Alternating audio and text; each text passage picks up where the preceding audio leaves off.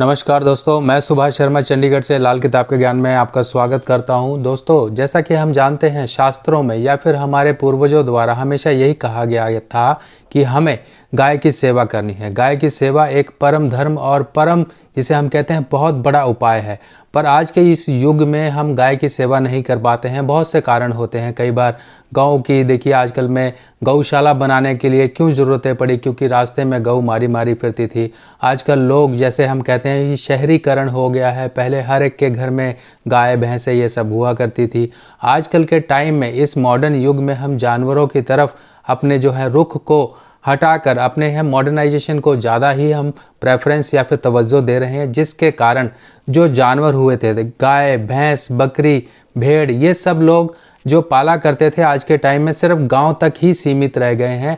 और उपाय के लिए अगर हम बात करें तो आज के समय में गाय या फिर हमें और जानवर नहीं मिलते हैं। तो इस केस में हमें क्या करना है, हमें कैसे उपाय करने हैं और हमें क्यों ज़रूरी है गाय के उपाय करने, यानी कि गाय की हम सेवा क्यों करें। कई बार गौदान उपाय बोला जाता है, कई बार गाय इस तरह की कही जाती है कि आपको सफ़ेद गाय दान करनी है या काली गाय की सेवा करनी है, जैसे कि काली गाय बिना सींग वाली गाय या फिर भूरी गाय या फिर सींग वाली गाय। अब इनका आखिर लॉजिक क्या है कि हमें काली गाय की सेवा करनी है या बिना सींग वाली गाय की सेवा करनी है या फिर गऊ का दान करना है, यानी कि गाय का दान करना है, गाय की सेवा करनी है हमें। अगर हम घर में भी किसी मूर्ति को रखना चाहे, गाय बछड़े की मूर्ति हम क्यों रखते हैं, ये सारी इन्फॉर्मेशन अगर मैं आपको बात करूं तो आज की ये पूरी जो वीडियो है एक कंप्लीट इन्फॉर्मेशन होने वाली है। आपकी एक इन्फॉर्मेशन में एक इजाफा करने वाली है और कई जो आपके कंसेप्ट्स हैं इस वीडियो को जानने के बाद, इस वीडियो को देखने के बाद आपके वो डाउट और जो भी मन में संशय थे सब क्लियर होंगे। तो दोस्तों, जैसा कि हम जानते हैं अगर हम गाय की बात करें तो गाय में जैसा कि कहा गया है 3300 कोटि देवी देवताओं का वास है। यानी तो ये गाय हमारी माता है, क्योंकि माता यानी कि जिससे हमने दूध पिया और जिससे हम बड़े हुए। अब गाय के अंदर देखिए, गाय जिस घर में होती है या फिर जहाँ पर भी होती है एक पॉजिटिव ऑरा उसका होता है, जिसकी हम जो एनर्जी को है महसूस कर सकते हैं। इतनी शक्ति होती है गाय में और गाय का दूध इतना हल्का होता है। माता का इसे नाम इसलिए दिया गया है कि गाय का दूध एक नवजात जन्मे बच्चे तक को दिया जा सकता है। अगर आप भैंस का दूध देंगे तो वो बच्चे को डाइजेस्ट नहीं होगा, इसीलिए गाय को माता का नाम दिया गया है। गाय का दूध पी पी के बच्चे वो बड़े होते हैं जिनको अपनी माता का दूध नसीब नहीं होता है। किसी मेडिकल कारण की वजह से उनकी माताएं अगर बच्चों को दूध नहीं पिला पाती या उनकी माँ का दूध नहीं उतरता है तो उनको गाय का दूध दिया जाता है। और गाय का दूध इतना पौष्टिक होता है कि बच्चे के अंदर किसी प्रकार की कोई भी विटामिन्स की कमी नहीं आने देता है। इसीलिए गाय को माता का नाम दिया गया है। गाय माता है। अब आप गाय को माता के समान समझो या फिर उसको एक जानवर के रूप में देखो, ये आपका नज़रिया है। अगर आप गाय से कोई पॉजिटिव रिजल्ट अपने जीवन में लाना चाहते हो तो उसके उपाय सुनो। देखिए, आजकल के समय में गाय से संबंधित हर एक चीज़ मूल्यवान बनती जा रही है। गोबर जिसको कोई पूछता नहीं था, गांव में उपले ऐसे ही घर में खाना बनाने के काम आते थे, पर आज के समय में उपले ऑनलाइन बिक रहे हैं। गौमूत्र जिसकी मेडिकल सारी जांच होने के बाद ये पाया गया कि ये कितना बेनिफिशियल है, गौमूत्र की कितनी वैल्यू हो गई है, जो आज के समय में ऑनलाइन बिक रहा है। हर एक चीज़ जो है बिक रही है, यानी कि गाय से उत्पन्न जितनी चीज़ें हैं सब बिक रही हैं। गाय का गोबर, बहुत सारी बातें हैं। देखिए, इन बातों को छोड़ के मैं मेन मुद्दे की बात पर आता हूं और आपको समझाता हूं। सबसे पहले तो आप ये समझिए, गाय के यानी कि गाय जो जानवर है वो शुक्र का जानवर है, शुक्र से देखा जाता है। अब शुक्र यानी कि एक ग्रह, अब इस ग्रह के बनने के पीछे कारण समझिए, यानी कि शुक्र 2 ग्रहों से मिलके बना है। शुक्र के 2 मसनूई पार्ट हैं, यानी कि एक राहु और एक केतु। अब यानी कि राहु और केतु अगर आपकी कुंडली में खराब है तो शुक्र खराब होगा। अगर मान लीजिए कहीं पर भी शुक्र मारा जाता है तो राहु और केतु के भी असर खराब होंगे। शुक्र, राहु, केतु, शनि और बुध ये सब आपस में एक ही वैरायटी के, अगर हम कहें एक ही टाइप के ग्रह हैं, यानी कि आपस में एक दूसरे को आपसी मदद पहुंचाते रहते हैं डायरेक्टली या इनडायरेक्टली।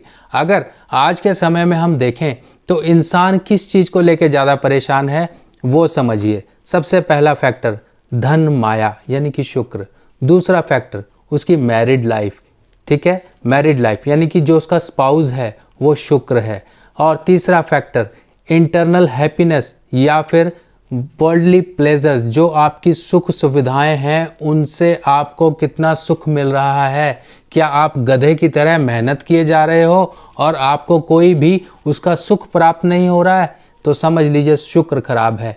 अब इन 3 फैक्टर्स पर ही जीवन टिका हुआ है हमारा, यानी कि मैरिड लाइफ अगर ख़राब है तो सब खराब है। अगर आपने पैसा कमाया उसका एंजॉयमेंट नहीं कर पाए तो इंसान गधे की तरह ही रहता है, यानी कि उसने मेहनत तो करी पर पैसा और ये सारी एंजॉयमेंट तो कोई और ले गया, वो पैसा उसके काम ही नहीं आया। तीसरा फैक्टर, इंसान ने जितनी भी मेहनत करी, जितनी भी कुछ किया, उसको एक इंटरनल हैप्पीनेस यानी कि सुख जो है जीवन में नहीं मिल पाया, तो समझ लीजिए कि आपकी कुंडली में शुक्र खराब है। अब ये भी बात आ जाती है कि गाय की सेवा करना परम धर्म क्यों कहा गया। देखिए, जैसे कि मंगल हमारी कुंडली में खराब हो जाता है तो मंगल बद होता है, और मंगल खराब होने के बहुत से कारण हैं। इसी तरीके से शुक्र के खराब होने के बहुत से कारण हैं, वो कारण मैं आपको बताऊंगा। फिर भी इसीलिए कहा गया है कि आपको कुछ नहीं सोचना है, कुछ नहीं समझना है, आपको सिंपल गाय की सेवा करना शुरू कर देना है। आपको परेशानी किसी भी लेवल पर आ रही है, आपको गाय की सेवा करना शुरू कर देना है। यानी कि कुंडली को आप साइड में रखो, अपने कुंडली की तरफ ध्यान मत दो, आपने सिर्फ ये समझना है कि गौ माता है, गाय की सेवा करें तो आपके शनि, राहु, केतु, शुक्र, बुध ये सब ग्रह यहाँ पर अप टू डेट यानी कि सही ढंग से काम करना शुरू करेंगे। हम इन चीज़ों को सोचने लगते हैं कि हमें गाय की सेवा बोल दी, अब गाय की सेवा थोड़ी सी मेहनत है। देखिए, गाय की सेवा करना भी आपके लिए अच्छा है क्योंकि आप अपने लिए कुछ करना चाहते हैं। जब अपने लिए ही कुछ नहीं करना चाहते तो ना तो आप गाय की सेवा करो, ना माँ की सेवा करो, किसी की सेवा ना करो। आपका जीवन जैसा है परेशानियों वाला ऐसा ही रहने दीजिए, अगर कोई बदलाव नहीं चाहते हैं तो। अगर बदलाव चाहते हैं तो मेरी बात पर यकीन ना करें, सिर्फ शास्त्रों की तरफ ध्यान दें, पूर्वजों की कही बातों की तरफ ध्यान दें, हमारे ऋषि मुनियों की कही बातों पर ध्यान दें कि गौ सेवा परम धर्म कहा गया है। कोई भी धर्म का व्यक्ति हो, जानवर कोई भी हो, उसके अंदर एक ममता होती है, और उसी ममता और अपनी ममता यानी कि अपने प्यार को दोनों का कनेक्शन बना के आप उस जानवर की सेवा करो तो आपको नेचुरली उसके बेनिफिट मिलेंगे। अब आप समझिए कि गाय का दान कई बार कहा जाता है, गाय का दान यानी कि शुक्र का दान।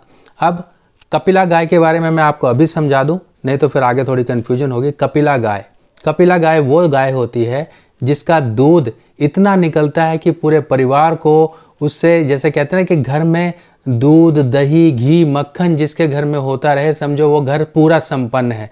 तो कपिला गाय, अगर कपिला गाय की बात की जाए तो वो गाय होती है जो पूरा भर भर के दूध दे और उसके थन भी काले हों। कपिला गाय उसे कहा जाता है, और कपिला गाय बछड़े वाली गाय होती है। अब गाय कितने तरह की होती है पहले मैं आपको ये दिखा देता हूँ। तो देखिए, आप मेरे हाथ में अभी फ़िलहाल तो ये 2 गाय देख रहे हैं, बाकी गायें अभी तैयार हो रही हैं। उन पे कई काली गाय होंगी, कुछ बिना सींग की गाय होंगी, कुछ भैंस वगैरह, इन सब के उपाय के अनुसार चीज़ें तैयार हो रही हैं। अब ये मेरे हाथ में 2 तरह की गाय हैं, एक ये अष्ट धातु से बनी हुई है और ये मिक्स मेटल यानी कि सिल्वर का इसमें थोड़ा सा अंश मिलाया गया है। अब ये है सफ़ेद गाय, और ये बछड़े के साथ आप इस गाय को देख रहे हैं कि ये बछड़े के साथ है, और ये अष्ट धातु में बनी हुई गाय है, ये भी बछड़े के साथ है। अब इनका मैं आपको उपाय समझाता हूँ ये कैसे किया जाता है। कई बार आपको कहा जाता होगा कि शादी के समय गाय का दान करें, या फिर कई बार आपको कहा जाता होगा कि गाय का दान आप धर्म स्थान में कर आएँ, धर्म स्थान या फिर धर्म स्थान के पुजारी को करके आएँ। अब ये क्यों कहा जाता है ये समझिए। देखिए, गाय, अगर हम शुक्र की बात करें, शुक्र खाना नंबर 2, जो कि खाना नंबर 2 अगर राशि की बात करें तो वो वृषभ राशि बनती है, जो कि शुक्र का अपना घर मानी जाती है। और शुक्र का अगर अपना घर यानी कि शुक्र कहीं से भी मंदे असर आपकी कुंडली में पा रहा है तो उसको हमने खाना नंबर 2 जो कि वृषभ राशि है वहाँ से संपर्क, खाना नंबर 2 जो है एक धर्म स्थान है जो कि बृहस्पति का भी घर माना जाता है। अब यहाँ पर शुक्र के अच्छे असर को जागृत करने के लिए बृहस्पति, अब जैसे कि मैंने आपको बताया कि शुक्र के 2 पार्ट हैं। पहला पार्ट है शुक्र का राहु, दूसरा पार्ट है केतु। केतु, अब ये देखिए केतु जो होता है वो बछड़ा होता है, गाय का बछड़ा केतु है और शुक्र खुद पूरी गाय है। अब यहाँ पर केतु बृहस्पति का भी चेला है और खाना नंबर 2 वो बृहस्पति का पक्का घर माना गया है। खाना नंबर 2 यानी कि वृषभ राशि है। अब वृषभ राशि का स्वामी शुक्र है। अब यहाँ पर केतु बीच में है, केतु जो कि बृहस्पति को भी चेला कहलाया जाता है और शुक्र का भी अंश है। तब इस केस में हमें यह कहा जाता है कि आपको धर्म स्थान में गाय का दान करना है। अब गाय दान करना, देखिए आज के टाइम में तो गाय दान करना आज के समय में काफ़ी एक्सपेंसिव है, जिस वजह से हमें ये अल्टरनेट सहारे लेने पड़ते हैं, जिससे कि हम अष्ट धातु की गाय ले सकते हैं, मेटल की बनी हुई गाय ले सकते हैं या फिर चांदी की बनी हुई गाय ले सकते हैं। अब क्योंकि अब मान लीजिए आप गाय दान करते हैं तो कई बार तो पुजारी ही मना कर देते हैं, वो ही कहते हैं हम तो खुद यहाँ मंदिर में एक तरीके से सेवा के तौर पे रह रहे हैं, हमारे पास तो ना जगह है ना ही सेवा करने के लिए है। आप गाय दान करने के लिए किसे ढूंढें? या तो आप कभी ऐसे व्यक्ति को देने से डरते हैं कि अगर हमने इसको गाय दान कर दी तो कल के दिन ये कहीं किसी बूचड़ खाने में ना बेच दे इस गाय को, या फिर कहीं छोड़ ना दे, या फिर म्यूनिसिपल कॉरपोरेशन वाले ना पकड़ के ले जाएं। बहुत सारी प्रॉब्लम्स होती हैं आज के समय में। इन सभी प्रॉब्लम्स को मद्देनज़र रखते हुए आपको देखिए उपाय करना है। उपाय देखिए, उपाय के रूप में पिंड यानी कि देखिए पिंडी, यानी कि अगर हम मूर्ति की बात करें, मूर्ति या फिर हम किसी अंश की बात करें जो कि पिंड के रूप में होता है, जैसे कि शिवलिंग भी एक पिंड के रूप में है, मूर्तियां हैं मंदिर में।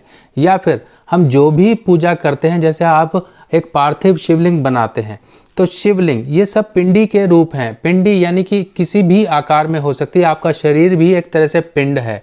तो पिंड की बात करें या फिर हम आकृति की बात करें तो आकृति में धातु की बात करें, सबसे पहले तो हमने धातु क्या लेनी है। धातु देखिए अष्ट धातु है या फिर पीतल धातु आपको मिल जाए तब आप ले सकते हैं, या चांदी की धातु अगर आप अफोर्ड कर सकते हैं तो आप चांदी में बछड़ा और गाय लीजिए, ठीक है। ये आप ले जाके मंदिर में पुजारी जी को दीजिए, चरण स्पर्श करके आशीर्वाद लीजिए और संकल्प करके अगर हो सके तो गाय और बछड़े का दान करिए। अब ये गाय और बछड़ा दान करना आपके लिए सबसे ईजी है और लेने वाला भी बड़े खुशी मन से आपके हाथों से ये स्वीकार करेगा, यानी कि आपका दिए हुए दान का जो है प्रॉपर उपयोग होगा और उसका कहीं से भी डिसरिगार्ड नहीं होगा। ना ही आपके मन में किसी तरह की शंका रहेगी कि मैंने एक जीवित जानवर को दिया है, कहीं वो कहीं बूचड़ खाने में ना बेच दे या छोड़ ना दे, वो जीव हत्या का पाप मेरे सिर ना चढ़ जाए। तो इन सब चीज़ों को सोचते हुए हमको अल्टरनेट वेज तलाशने होते हैं, वो रास्ते तलाशने होते हैं कि हमारा उपाय भी ढंग से हो जाए और किसी प्रकार का दोष भी ना लगे। क्योंकि देखिए एक और एग्जाम्पल बताता हूँ कि हमें कई बार कहा जाता है कि जाओ चींटियों को दाना डालकर आओ या फिर आप टूटे हुए चावल डाल के आओ, आटा डाल के आओ। कई लोग क्या गलती करते हैं कि मान लीजिए कहीं पर रास्ता चलने वाला है, कच्चा रास्ता है और वहाँ से लोग निकलते हैं और वहीं कहीं किनारे पे उन्होंने चींटियों को दाना डालना शुरू कर दिया। आप तो दाना डाल के चले आए, मान लीजिए कोई गाड़ी निकली वहाँ से या कोई पैदल निकला, उसके पैरों के नीचे से वो चींटियाँ सब दब गई, यानी कि आपके ऊपर वो दोष लगा। कैसे दोष लगा? कि आपने वहाँ पर जाल बिछाया जहाँ पर वो चींटियाँ आईं और वो मारी गई। तो ये सब चीज़ों का भी ध्यान रखना पड़ता है कि अगर हम कोई चीज़ किसी के लिए डाल रहे हैं तो ऐसी सेफ जगह होनी चाहिए जहाँ से वो उनको नुकसान ना पहुँचे। अगर आपको डालना ही है, दाना डालना है, आटा डालना है तो किसी पेड़ के नीचे डालिए। अब किसी पेड़ के नीचे से तो गाड़ी निकलेगी नहीं, क्योंकि जो जगहें होती हैं वो हमें बिल्कुल ध्यान रखना होता है। इसी तरीके से अगर हम कोई उपाय कर रहे हैं तो हमें बहुत सी चीज़ें सोचनी पड़ती हैं कि ये उपाय कहीं से हमारे लिए बाद में मुश्किलें ना खड़ी कर दे। अब आपको ग्रह स्थिति के अनुसार समझाता हूँ कि कौन सी ग्रह स्थिति के अनुसार आपको किस रंग की गाय पालनी है, किस रंग की गाय, यानी कि पालने की बात तो चलो आज के टाइम में अगर मान लीजिए कोई 10th फ्लोर पे रहता है तो वो गाय कैसे पालेगा, उसका अल्टरनेट भी आपको बताऊंगा। किस कलर की गाय आपको रखनी है, सेवा करनी है, क्या करनी है, आपको सारा मैं आपको अब कुंडली के अनुसार बताता हूँ। तो सबसे पहले आप समझिए कि अगर आपकी कुंडली में शुक्र खराब है, शुक्र खराब के मैं आपको पहले फैक्टर बताता हूँ कैसे कैसे खराब होता है। सबसे पहले खाना नंबर 1 का शुक्र खराब माना जाता है, खाना नंबर 6 का शुक्र खराब माना जाता है, 8 का और 9 का। इस केस में आपको गौ सेवा करनी है। अब आपने और ग्रह स्थिति देखनी है कि आपको किस तरह की गाय की सेवा करनी है। काली गाय की सेवा करनी है, बिना सींग की गाय की सेवा करनी है या फिर भूरी गाय की सेवा करनी है या फिर गऊ का दान करना है, वो अब आप समझिए। तो आगे बढ़ने से पहले मैं आपको और फैक्टर बता दूं कि शुक्र जब कभी भी अपने दुश्मन ग्रहों के साथ आ जाता है, मान लीजिए पूरी कुंडली में कहीं पर भी सूर्य और शुक्र का योग है, तब आपकी कुंडली में शुक्र मारा गया, ठीक है। शुक्र और सूर्य की जब युति होगी तो शुक्र मारा जाएगा। जब शुक्र मारा जाएगा तो केतु भी मारा जाएगा। अगर मान लीजिए कहीं पर कुंडली में शनि खराब हो रहा है, सूर्य शनि की टक्कर हो रही है, सूर्य शनि का योग हो रहा है, सूर्य शनि के ऊपर दृष्टि डाल रहा है, तो शुक्र मारा जाएगा। और शुक्र मारा गया तो केतु अपनी बला है वो केतु पे डालेगा। इसके अलावा बृहस्पति शुक्र का कहीं पर योग हो गया, सूर्य बुध का कहीं पर भी योग हो गया या फिर बुध खाना नंबर 1 में आ गया, तो इस केस में जैसा कि लाल किताब के उसूल के अनुसार कहा गया है, इस केस में बुध कभी भी शुक्र को मदद नहीं पहुंचा पाएगा। और ये एक बेसिक रूल है, जब भी बुध शुक्र को मदद नहीं पहुंचा पाता है तो शुक्र पागल गिना जाता है, यानी कि खराब माना जाता है। इस केस में भी आपको गाय की सेवा करनी है। अगर मान लीजिए शुक्र और केतु का भी कहीं पर योग आ जाता है, तब भी शुक्र खराब हो जाता है, क्योंकि शुक्र और केतु आपस में वो फल नहीं दे पाते हैं जो उनको देने चाहिए। इस केस में भी शुक्र खराब ही गिना जाता है। चलिए आप समझते हैं कौन सी गाय किस ग्रह को रिप्रेजेंट करती है। देखिए, जो बिना सींग वाली गाय होगी, जिसे कि लाल किताब में कहा गया है काली भौंडी गाय, यानी कि बिना सींग वाली जो गाय होती है उन्हें कहा जाता है भौंडी गाय, भौंडी, ठीक है। तो जो उनके सींग नहीं होते, बिना सींग की गाय होती है, बड़ी प्यारी होती है। उनकी आंखें तो ऐसे लगता है कि पता नहीं कितने आईलाइनर लश्कारे लगा के चल रही हैं। उनकी आंखों में ही इतनी, जो कहते हैं ना कि एक खिंचाव होता है कि प्यार उनकी आंखों से ही झलक पड़ता है।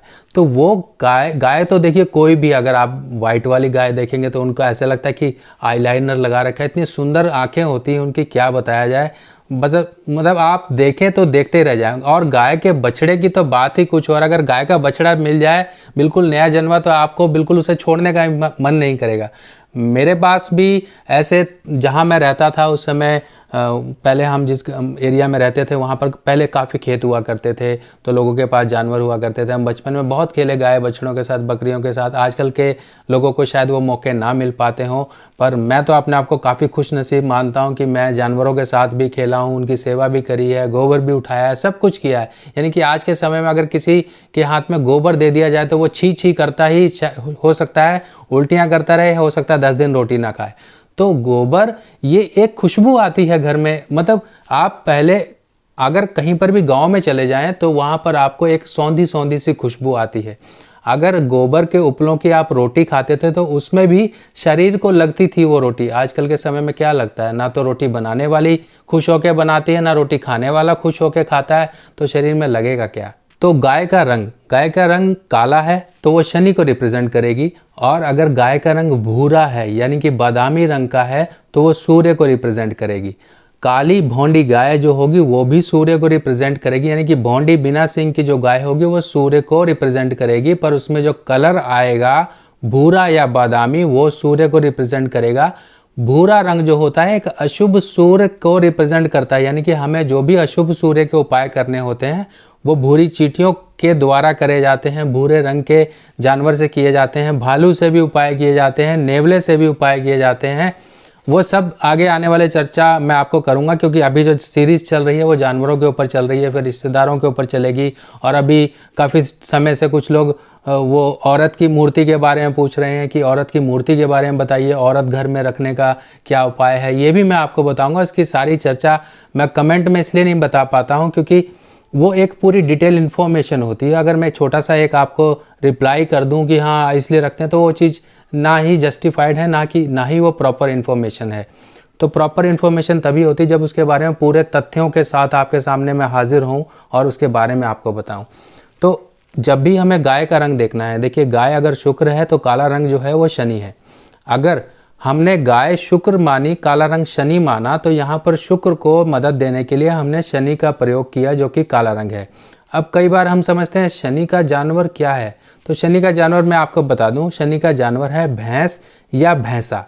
अब भैंस या भैंसा लाल किताब के अनुसार माना गया, बाकी और पद्धतियों में और भी जानवर माने गए हैं, पर लाल किताब के अनुसार भैंस या भैंसा शनि का जानवर है। सांप, मज़दूर, ये जानवर भी या फिर ये जो जीवित लोग हैं जैसे कि मज़दूर वगैरह, ये भी शनि के लोग माने गए हैं।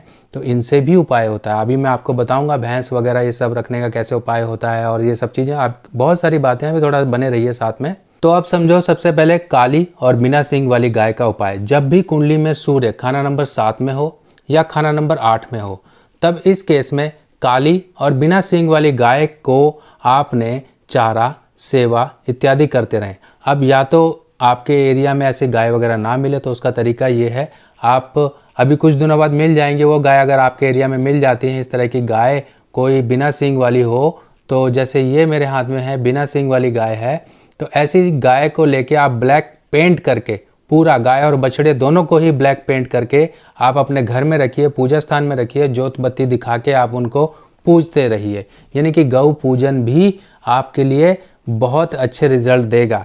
अब जब भी मौका मिले, साल 2 साल 10 साल बाद जब आपको ऐसी कोई गाय मिले, तब आपने क्या करना, अगर मान लीजिए चलते रास्ते में ही आपको गाय मिल गई तो क्या करोगे, एक ब्रेड का पैकेट खरीदो, फटाफट से उसको खिला दो, उपाय हो गया आपका। आप चलते फिरते आप अपना उपाय कर सकते हो। अगर आपको ऐसा नहीं मौका है अच्छा, तो एक काम करो, आटे का पेड़ा लो, उसके अंदर चने की दाल डालो, थोड़ा सा गुड़ डालो और पेड़ा बनाओ और गाय को दे दो, ये आपका सेवा हो गया।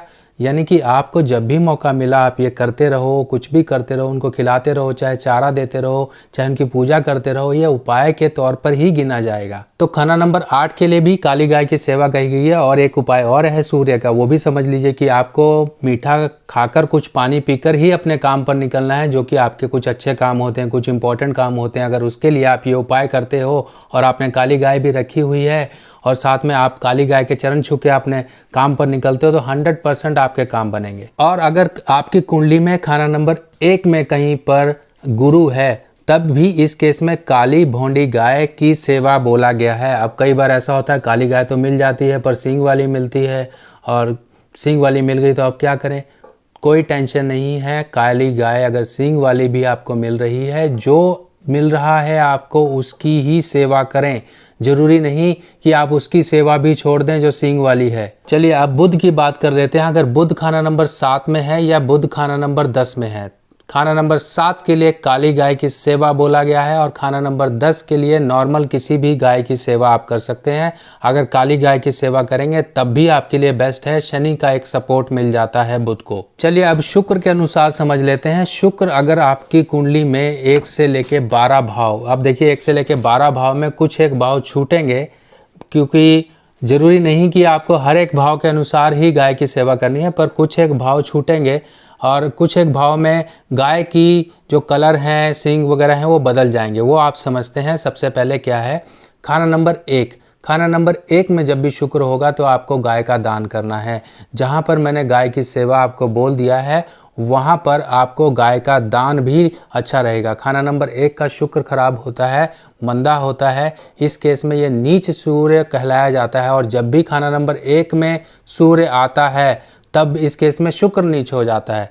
तब शुक्र या सूर्य, जब भी आपको इन दोनों की कंडीशन आपको लागू होती नज़र आ रही हैं, चाहे वो वर्षफल है, चाहे वो आपका लगन कुंडली है, आपको गाय और बछड़े का दान धर्म स्थान में जाके कर देना है, यानी कि धर्म स्थान खाना नंबर 2। चलिए अब खाना नंबर 2 के बारे में समझते हैं। खाना नंबर 2 के बारे में ये उपाय के तौर पे कहा गया है कि आपको घर में गऊ का घाट बनाना है, यानी कि इतनी गाय रखनी है कि एक गऊ घाट की तरह वो माना जाए। अब गऊ घाट बनाने के लिए आप क्या करेंगे, ऐसी 5-6 गाय आप खरीद कर आप अपने घर में रख सकते हैं एज ए शो पीस, या फिर ऐसी जगह रख सकते हैं जहाँ पे उनका रिगार्ड होता रहे। आप समय समय पे उनको साफ़ करते रहो, समय समय पर उनको जोत बत्ती दिखाते रहो, तो आपका ये शर्त पूरी हो जाएगी कि गऊ घाट आपने घर में बना लिया है। उसके साथ साथ 2 किलो आलू पर हल्दी का पाउडर छिड़क कर जब भी मौका मिले, कहीं पर आपको गाय मिलती हो वाइट कलर की गाय, तो उनको वो 2 किलो आलू, कच्चे आलू शुक्रवार के दिन खिलाते रहें। तो बृहस्पति और शुक्र का एक मेल होकर यहाँ पर शुक्र के जरिए जो भी शुक्र और बृहस्पति के मंदे असर हैं वो दूर हो जाएंगे। चलिए खाना नंबर 4 के बारे में समझते हैं। खाना नंबर 4 का शुक्र काफ़ी खराब गिना गया है, तब इस केस में कपिला गाय का दान कहा गया है, यानी कि आप वाइट गाय दान कर सकते हैं या फिर आप ब्लैक जो गाय होती है काली गाय, उसका दान कर सकते हैं। आपको जो गाय मिल रही है, चाहे काली है चाहे सफ़ेद है, शुक्र के मंदे प्रभाव दूर करने के लिए खाना नंबर 2 से वो हम सपोर्ट लेते हैं। खाना नंबर 5 में भी यही हिसाब है, आपको गाय का दान करना है। खाना नंबर 6 में यहाँ पर बोला गया है उपाय के तौर पे कि आपको कपूर दान करनी है, कांसी का कटोरा दान करना है, या फिर आप बछड़े वाली गाय सफ़ेद वो दान कर सकते हैं, जो कि खाना नंबर 2 से असर उसके जुड़ेंगे। खाना नंबर 7 में यहाँ पर काली गाय की सेवा का बोला गया है। काली गाय यानी कि शनि के कलर की गाय, जो कि शुक्र को मदद पहुँचाएगी। खाना नंबर 8 में यहाँ पर गाय और बछड़े का दान बोला गया है। गाय और बछड़े का दान आपको मंदिर में करना है, और इस उपाय को करने से शुक्र के काफ़ी मंदे प्रभाव दूर होते हैं। मान लीजिए किसी की शादी नहीं हो रही है, किसी को हेल्थ की प्रॉब्लम्स हैं, किसी की वाइफ बीमार है, किसी के पैसे फंसे हुए हैं, किसी के पैसे नहीं रुकते हैं, यानी कि शुक्र से प्रॉब्लम है, इंटरनल हैप्पीनेस प्रॉब्लम है, कहीं कोई परेशानियां खड़ी हो जाती हैं मिनट मिनट में, तो ये एक खाना नंबर 8 के लिए शुक्र का एक बेस्ट उपाय है कि गाय का दान आप करते रहें। खाना नंबर 9 का शुक्र मंदा होता है, मंगल बद के असर पैदा करता है, आपके कामकाज की खराबियां पैदा करता है, बहुत से बुरे असर आपके जीवन में लेकर आता है। तो गाय और बछड़े का दान आप धर्म स्थान में करें। तो गाय और बछड़े का दान, देखिए ये दान जो भी करना है शुक्रवार के दिन ही आपको करना है। खाना नंबर 10 या खाना नंबर 11 में अगर शुक्र है तब आपको काली गाय का दान करना है, काली गाय की सेवा करनी है। और खाना नंबर 12 में अगर शुक्र है तब ऐसे केस में आपको सफ़ेद गाय का दान धर्म स्थान यानी कि खाना नंबर 2 में करना है। कपूर या फिर आपको देसी घी, ये चीज़ों का दान भी बोला गया है खाना नंबर 12 के शुक्र के अच्छे असर को जागृत करने के लिए। और जब भी कुंडली में एक चीज़ का ध्यान रखिए, जब भी कुंडली में किसी की भी कुंडली में खाना नंबर 11 का शुक्र है तो ये खराब गिना जाता है, और ऐसा शुक्र मैरिज के टाइम पर उपाय करने के लिए बोला जाता है कि आपको गाय बछड़े का दान पुरोहित को दान करनी है।